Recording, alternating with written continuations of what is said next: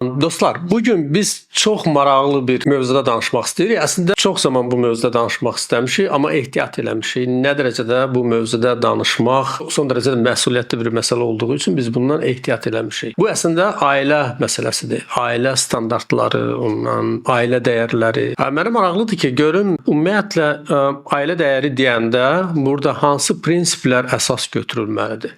Nigar, indi bu birinci həmişə olduğu kimi ilk sualı mən sənə verirəm, sən mənə verirsən.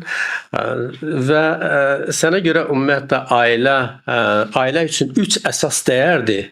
O 3 əsas dəyər nədən ibarətdir? Nə olmalıdır ki, bir xoşbəxt, normal bir ailə, hansı dəyərlər olmalıdır ki, xoşbəxt bir ailə olsun?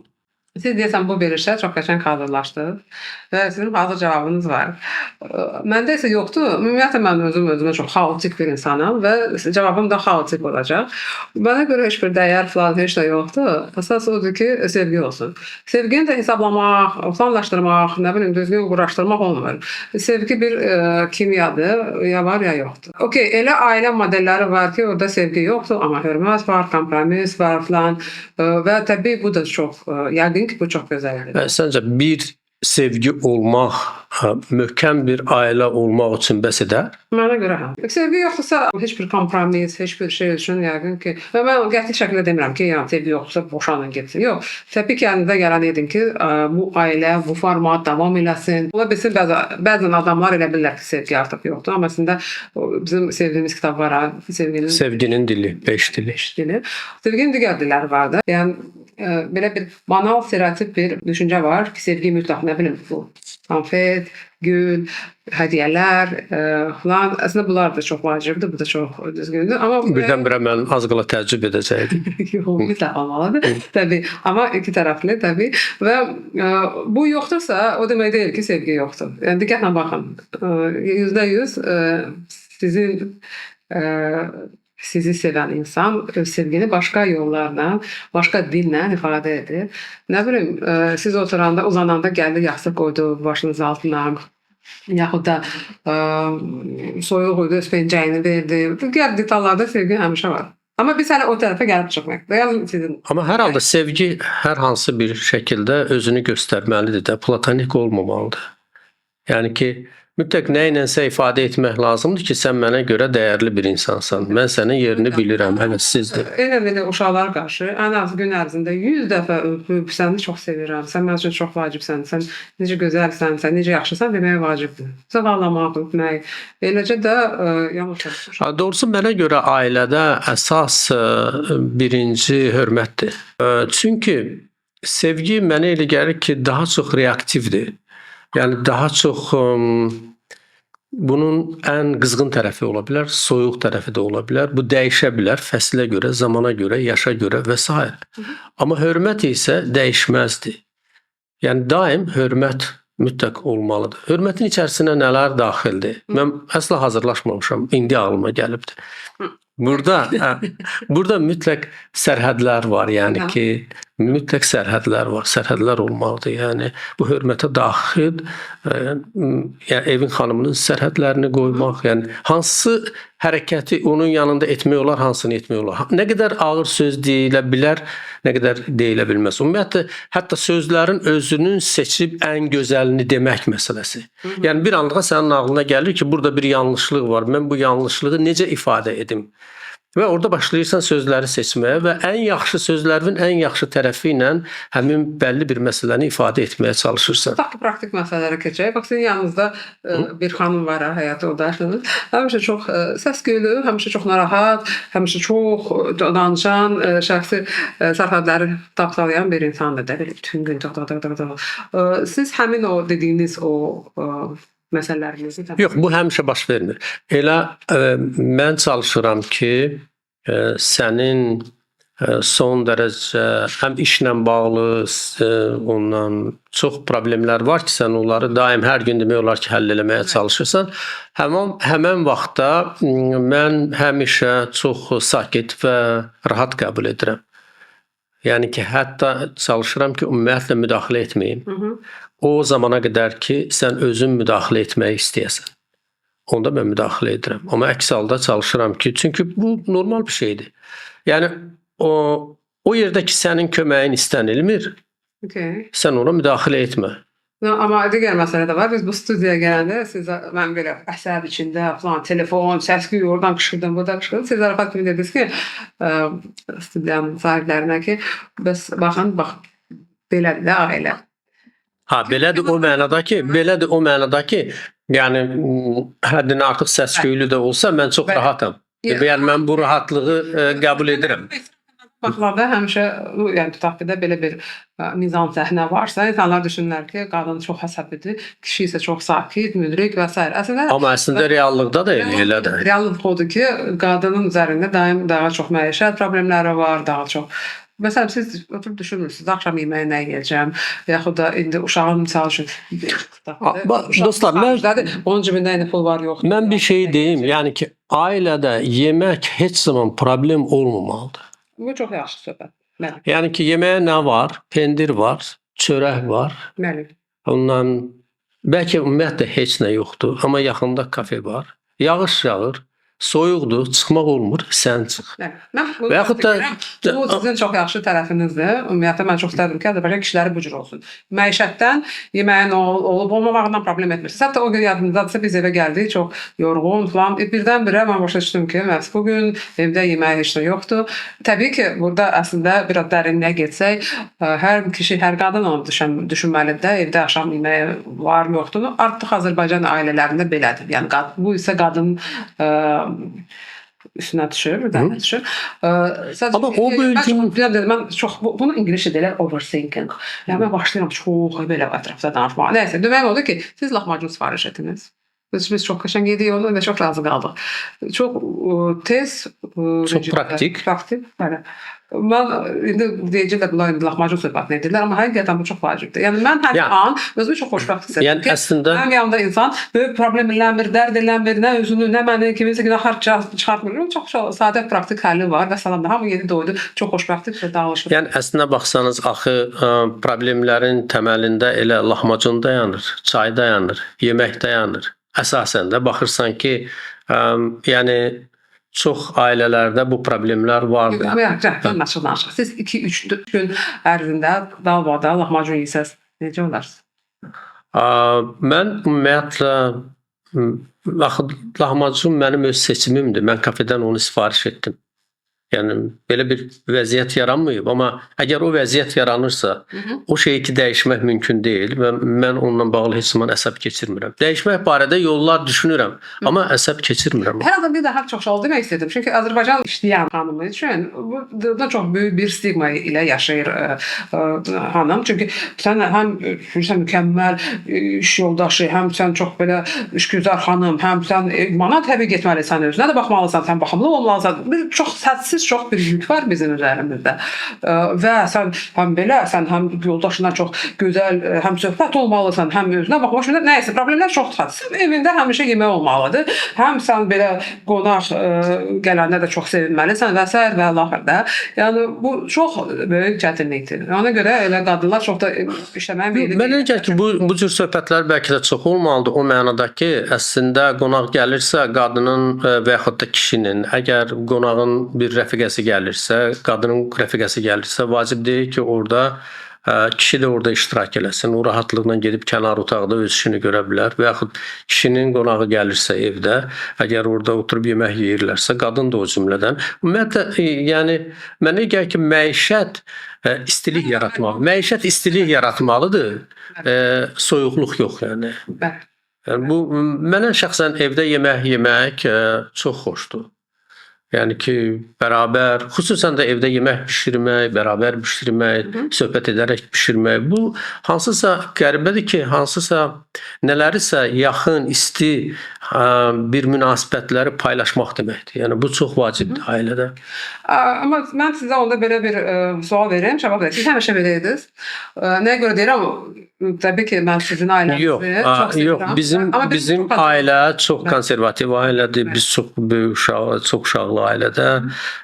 Bizdə ata var, yəni ki, ata var, ata zəhmətkeş insan. O daim evə yəni işləyir, daşıyır, gətirir, qışı, yayı və s. Daim çöllərdə, daim orada burada. Ana isə yenə də evdə və uşaqların qarşısında onlara yemək bişirir filan əmr. Bunlar həmişə belə olubdu. Amma mən sonradan başa düşdüm ki, yəni bu hansısa bir dövr üçün ola bilər o olsun, amma ümumiyyətlə indi elə deyil. Yəni indi elə olmamalıdır. Bütün bu kitablar, bütün bu bilgi, səyahətlər, müxtəlif mədəniyyətləri görmək və o mədəniyyətlərdə qadınların rolunun necə də artdığını və yüksək olduğunu görmək. Ondan sonra fikirləşsən, yox, sən işləyirsənsə mütləq qadın da işə getməlidir. Səhər eyni vaxtda işə çıxmalısınız, getməlisiniz və eyni vaxtda gəlməlisiniz. Sizin, yəni birinizin hüququ daha çox, birinizin hüququ daha az olmalı deyil. Yəni hər kəs yəni bərabər olmalıdır. Bütün məsələlərə eyni. Mən özümün görməli olduğum işdə şəxsən bəzən deyək ki, orada sənin köməyin lazım gəlsə də, bəzən onu istəmirəm. Deyirəm, yox, mən öz gücümü vurum bura və çalışım özüm həll edim bunu. Və belə hallar çox olsa da mən bunu edirəm. Amma eyni zamanda sənin isə işlərində, ümumiyyətlə hər hansı bir məsələdə əgər problemin olursa, mən daim sənin yanında olmağa çalışıram. Yəni bunu istədim və istəmədim, bu belədir. Bu belə də olmalıdır. Hətta mənim bəzən dostlarım qınayırlar ki, niyə görə deyək ki, sən indi daha az bizlə vaxt keçirirsən. Deyirəm ki, mən... Niyə görə Pirnuşkaya arvadınla gedirsin? Yox, bizlə yox, xanımınla gedirsən. Yox, məsələ burasındadır ki, mən də deyirəm, onda siz də xanımlarınızı götürün, bərabər gəlin. Yəni ki, əgər mən xüsusən yəni, yeni ailə quranlara deyirəm ki, sən istər-istəməz çevrəni dəyişməlisən. Yəni sən subaysan, başqa bir çevrədəsən. Evli oldun, ailə qurdun, başqa bir çevrə yaratmalısan özünə. O yerdəki onun da ailəsi var. Sən səyahətləri bərabər edin yəni. Yəni bir subay adamla bir əks halda alınmır yəni. Yəni ona görə xüsusən Azərbaycan cəmiyyətində çox qəddar və soyuq kişi sifəti olan bir cəmiyyətdir. Mən demək istədim ki, Şəbət bəy, siz mənə deyirdiniz ki, misal üçün də sizin kəndinizdə, ümumiyyətlə o vaxtlarda, ümumiyyətlə Azərbaycanda ata hətta uşağını qucağına götürmürdü. Yəni çünki bu çox bir ayıb bir şey hesab olunurdu. Düz deyirəm? Ümumiyyətlə ata uşağını götürürdü, amma məsələn övlad deyək ki, oğul öz uşağını atanın yanında götürmürdü. Yəni deyək ki, mən Tengizi öz qucağıma götürmək atamın yanında ay bizim, çünki bizə belə öyrədilmişdi yəni. Nəslində də bunu görmüşdüm, bəli. Hətta demək ki, bu mənim uşağımdır, hətta zarafat kimi bu bir məsələ idi. Yəni ki, onu demirsən, məsələn, yoldaşları adların demirlər, həyat yoldaşı demirlər. Yəni bəlkə də indi də var, bilmirəm yəni ki. İstəyirəm uşaqlarımın atası. Yəni elə deyirlər, yəni ki, yaxud da sənin atan, məsələn, anam heç zaman atamın adını mənim yanımda, uşaqların yanında çəkmir. Deyirdi ki, atanız məsələn. Gəlib bizdə də alədə belə, nə? Anam heç vaxt atama... Ya bu bir ənənədir. Mən buna normal baxıram. Adətdir. İllər boyu formalaşmış bir adətdir. Amma indi mən istəyirəm ki, yəni Azərbaycan qadını öz bütün gücü ilə Azərbaycan kişisinin yanında olsun. Onlar o yükü, iş yükünü bərabər bölsünlər. Dünya görüş yükünü bərabər görsünlər. Məhz yükdən söhbət gedəndə siz qadınları ortaya salırsınız. Gəzməkdə də, səyahətdə də bərabər olsunlar. Bərabər olsunlar. Səyahət etməyə, birlikdə getsinlər hər yerə. Yəni onlar özlərini qapatmasınlar, evə qapatmasınlar özlərini. Evdən çıxsınlar. Şəxsi sərhədlər keçmək istəmirəm. Mənim yadımdadır ki, ilk bir neçə dəfədə olaraq ailənizdə belə biraz şok yox, yəni şükürlər olsun ki, çox anlayışlı insanlardır. Sizin qardaşlarınız, ailə özləriniz. Amma siz həmişə deyirdiniz, bax elə bu sözü. Sizi qonaq çağırırdılar. Siz deyirdiniz ki, mən yarın gələcəm. Və artıq böyük bir ənənəyə start verdiniz də. Yəni bundan sonra artıq sizin nəslində olan kişilərdə artıq hara gedirlərsə mütləq xanımlar. Bir neçə məqam var, mən onu deməliyəm. Mən onu demək istəyirəm. Məni təsir edən başqa bir şey oldu. Biz Almaniyaya getmişdik Əlifsətgildə, qalanda və mən onda ilk dəfə gördüm ki, Əlifsətin telefonu açıqdır və burada heç bir parol yoxdur da telefonda. Və bu telefondan hər kəs istifadə edir, yəni həyat yoldaşı və s. Bu mənə doğrudan da çox yaxşı təsir elədi və ondan sonra mən telefondan olan parolu sındırdım və açıq oldu mənim. Amma indi telefonunuzda parol var. İndi və mənə elə gəlir ki, 100%lik olmaq lazımdır. İndi məndən soruşanda ki, sən kimlə gəlirsən? Hər kiminsə yanındasansa, sən orada 100% olmalısan. 80% olmaq olmur yəni. Həqiqətən insan öz həyatını 80% yaşamamalıdır, 100% yaşamalıdır. Əgər xoşbəxtsən, hər şey qaydasındadırsa, onda 100%lik yaşa və bu xoşbəxtliyin ləzzətini al. Əgər xoşbəxt deyilsənsə, onda o sınıqlığı aradan qaldır yəni. Bu şəkildə yarımçıq ailələrdə onu görürəm. Oğlanlar axşam gedib orada hardasa, nə bilim, gələn çəkirlər, dostlarıyla, hərçən ki, həyatda çoxdan edirlər. Qızlar da ayrıca otururlar əslində. Çox ailələr elə ona görə boşanır. Ona görə məni dəvət edəndə, deyəndə ki, sən təksən, mən də deyirəm ki, məndən heç zaman soruşmayın sən təksən. Çünki mən tək deyiləm. Mən gələndə yoldaşımla gələcəm. Bax belə. Qaydaq əvvəlki mövzuya, necə deyək ki, ümumiyyətlə, mən bu rəqəmə demədim. Deməli, Azərbaycanda ötən il ərzində boşanmaların sayı ümumi ailə quranların sayından 40% təşkil etdi. Tutaq ki, il ərzində 20.000 adam ailə qurubsa, əvvəlki illərdə ailə quran ilə həmin il ərzində ailə quranların və boşananların sayı həmin o rəqəmdən 40% elə desən, nə qədər elədi? 8.000. 8.000 təşkil elədi. Bu anormal bir rəqəmdir. Yəni belə çıxır ki, hər ikinci ailə dağılır ya dağılacaq. Məsələn, mən nədənsə bilmirəm, ola bilər mən yanlış düşünürəm. Ailənin dağılmaması üçün məsələn mən görməmişəm ki, hardasa ailənin dağılmaması üçün hansısa bir gözə görünməz bir planlar qurulur. Sistem çox qəddar olur və ailənin dağılmasına imkan verilmir. Mən ümumiyyətlə fikirləşirəm ki, ailə yəni dağılmaq ərəfəsində olub və dağılmamaq kimi bir məcburiyyət yaşamamalıdır. Mən məsələn uşağıma görə ayrılmaq istəmirəm. Mən valideynlərimə görə ayrılmaq istəmirəm. Mən işimə görə ayrılmaq istəmirəm. Yox. Yəni. Sən dəyərləri müəyyən elə. Dəyərlərinə uyğundursa, onda sən niyə ayrılırsan ki? Siz ailə dəyərləriniz olmalıdır. İndi hər bir ailənin əslində baxsanız özünə məxsus dəyərlər kodeksi var, sistemi var. Və biz bunu hamılıqla hər kəsə də bəlkə hər kəsə də bunu tətbiq etmək olmaz yəni. Amma ayrılmaq öldürməkdən daha yaxşıdır. Daha yaxşı dediniz. Əgər ailədə şiddət varsa, zorakılıq varsa, şiddət varsa, baxırsan ki, məsələn ayrılırlar 20-30 il bir yerdə yaşayandan sonra təəssüf ki və bu illər ərzində yəni dil tapa bilmirlər. Bu təəssüf doğurur. Təəssüf doğurur o mənada ki, bu uşaqlarla bağlı.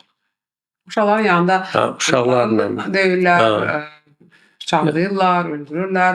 Demək olar ki, hər gün. Amma bizim cəmiyyət dəyişməlidir. Şiddətdən xəbərlər yayılır və sanki getdikcə bu daha da çoxalır. Yəni adam sadəcə şoka düşür.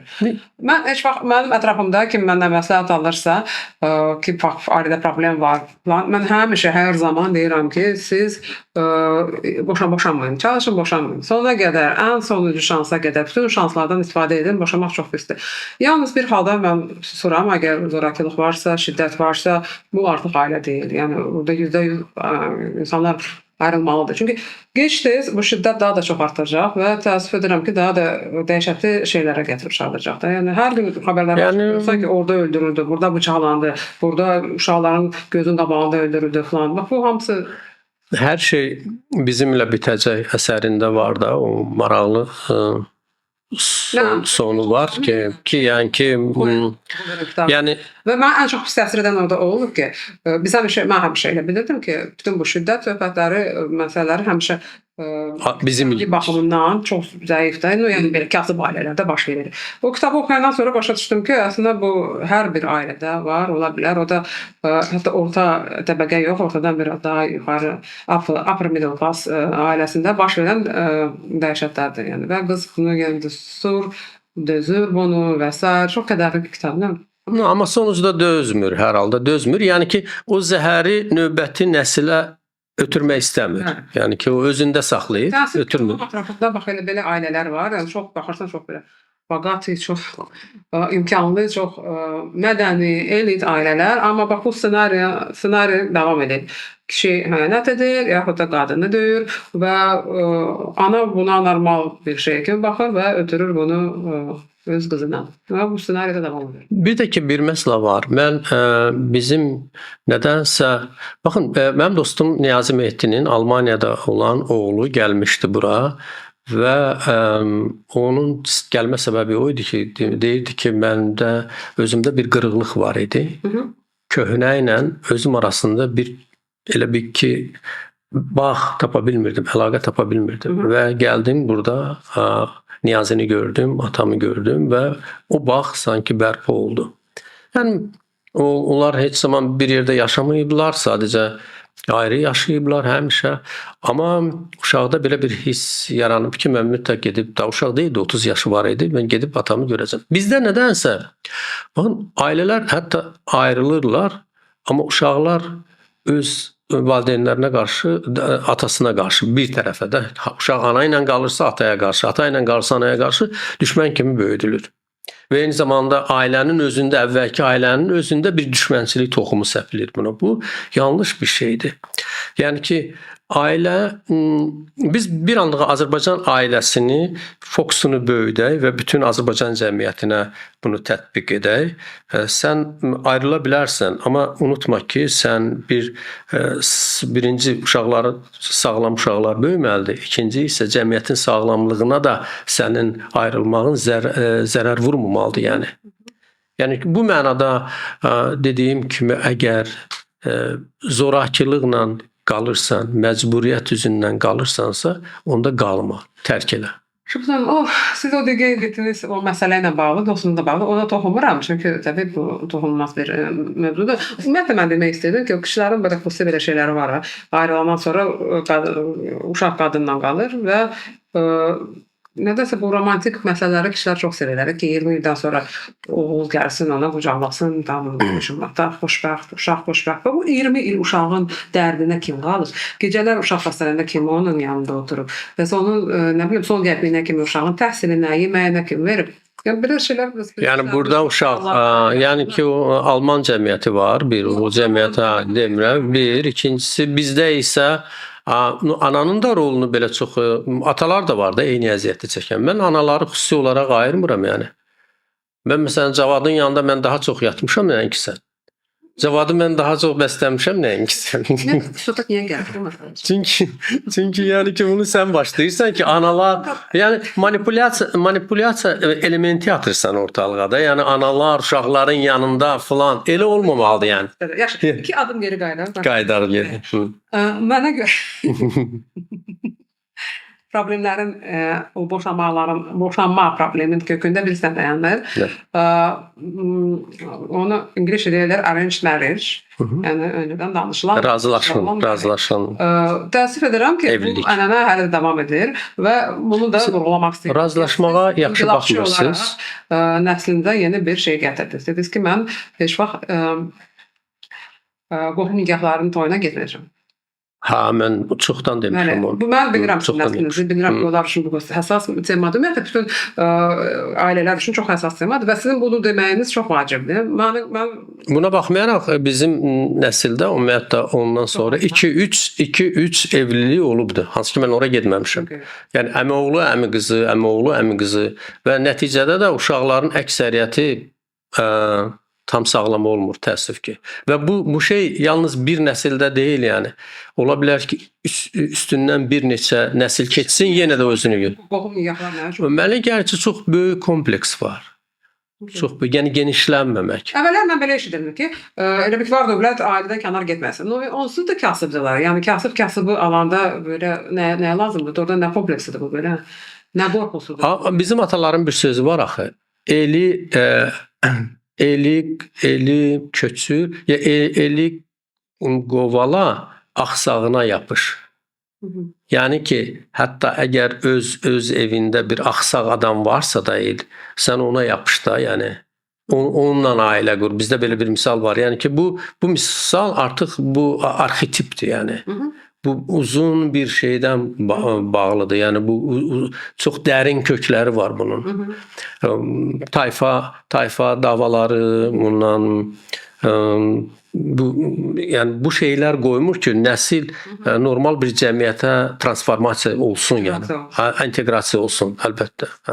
Yəni ki, bizlər üçün asandır çünki biz gəlmişik, universitetlər təhsil almışıq, işləmişik bir cəmiyyətin içərisində. Amma onlar isə həmişə orada qalıblar və hesab edirlər ki, yəni kənarı və evlilik orada həm də xoşbəxtliklə bağlıdır. Yəni mən qoy özümkünü xoşbəxt edim. Digərini yox, yəni. Okay, yaxşı misaldır. Yəni təbii hətta belə neqativ məsələlərə yaxşı nöqteyi nəzərdən baxmaq istəyirəm də ki, doğrudan da burada yaxşı niyyət var idi falan. Bir də deyirlər hər dəfə ki, nə bilim, əvvəllər belə idi, əvvəl biz də həmin o adət-ənənə yaşayaq. Əvvəllər necə deyilir, uzağa getməyim. Gedim Misirə, orada misal üçün baxırsam mifologiyada elə bacı qardaşla evlənirdilər. Yəni insest çox normal bir şeydi. O demək deyil ki, bu indi davam etməlidir müasir cəmiyyətdə də. Yəni dəhşətli vaxtlar vardı. İnsanlar mağarada yaşayırdılar, bir-birini yeyirdilər. İndi o demək deyil ki, biz bu ənənələrə həmişə davam etməliyik də. Ona görə mən sizi tam biz əgər 600-700 il əvvəl dünyaya gəlsəydi, yəqin hansısa bir pələngin yemi olardıq, yəni. Mən çox təəssüf edirəm ki, hətta indi müasir cəmiyyətdə baxırsan bizim müasir influencerlərimiz, onlar da belə açıq-saçıq deyirlər ki, hə də bax mən xala oğluna evlənmişəm, düz eləmişəm bir ailədən falan. Çox iyrənc bir şeydir və çox qorxuludur və əslində elə incestdir. Yəni onun qohum evliliyi oğladır. Gərək ki, insan başa düşsün ki, burada ciddi bir məqam var da, yəni mən evlənirəm və mən ailəmi, insan nəslini davam etdirməliyəm. İnsan nəslinin sağlamlığını düşünmək istəyənlər gərək qohum evliliyinə yox desinlər. Okay. Onda yəni ki, ən azından. Bu çox vacibdir. Onda bunu da vurğulayaq. Ümumiyyətlə erkən nikahlara da son qoyulmalıdır. Razısınızmı? Əlbəttə. Hətta 18 yaşında razı deyiləndə bizim siz bilirsiniz, mən təzəlikçi xəbərlərdə oxudum. Yəni artıq qadağa var da, yəni polis müdaxilə edir falan. Buna baxmayaraq demək olar ki, həftədə 2-3 dəfə xəbərlərdə gedir ki, 16 yaşlı qızı, 15 yaşlı qızı nikahı olub. Çox iyrənc şeylərdir. 15-16 yaşda biz bununla bağlı bir dəfəsindən danışmışıq. Uşaq nə bilim kitab oxumalı, təhsil almalıdır, kuklayla oynamalıdır da. Yəni kimsə deyir, mənim yadımda kommentlərdə kimsə yazırdı. Yox, siz bilmirsiniz, kənd yerlərdə qızlar çox tez yetişir. İyrənc söhbətlərdir. Uşaqdır. Fərqi nədir? Şəhərdir, kənddir. Yəni uşağın öz uşaqlığı olmalıdır. Uşaq oyuncaqla oynasın o yaşda. Nə bilim kitab oxusun, kino baxsın, gəzsin, şəhərə çıxsın. Nə bilim nəsə eləsin də belə. İndi mən sadəcə deməyim odur ki, bu həmin o gənc erkən nikahlarla bağlı şeylər bilirsiniz nə edirlər? Valideynlərin yeni bir şeyidir. Olmadı qadınla da. Valideynlər rəsmi qaydada uşaqdan imtina edirlər. Təzəlikçə bunu xəbərlərdə oxudum. Dəhşətdir. Yəni Azərbaycanda necə imtina edirlər? Onda o uşaq bəlkə ailə qura bilir. Qanun yaş olar ki, sonra məsuliyyəti var. Baxacaqlar da, məsuliyyətli valideynlər cəlb edilir. Rəsmi qaydada bu cinayət işidir. Bu elə belə ola bilməz ki, yəni bunu etməməlidirlər indi.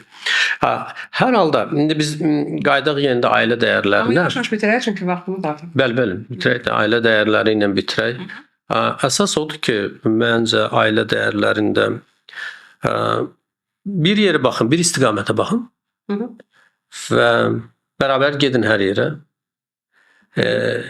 Çalışın bir-birinizdən sirriniz olmasın. Amma məncə bir sir saxlamaq olar. O da nə sirsiz? O da məncə pul kisəsini. Yox. Onu bir sir kimi məncə saxlamaq olar ki, onun tam yəni bilinməsin. Yaxşı olmadı bu isə, amma nəysə. Mənim isə məsləhətim sevin. Sevin, əlbəttə sevin. Uğur olsun. Sağ olun. Çox sağ olun. Çox qəşəng oldu söhbət, yox? Belə qəşəng, güzel.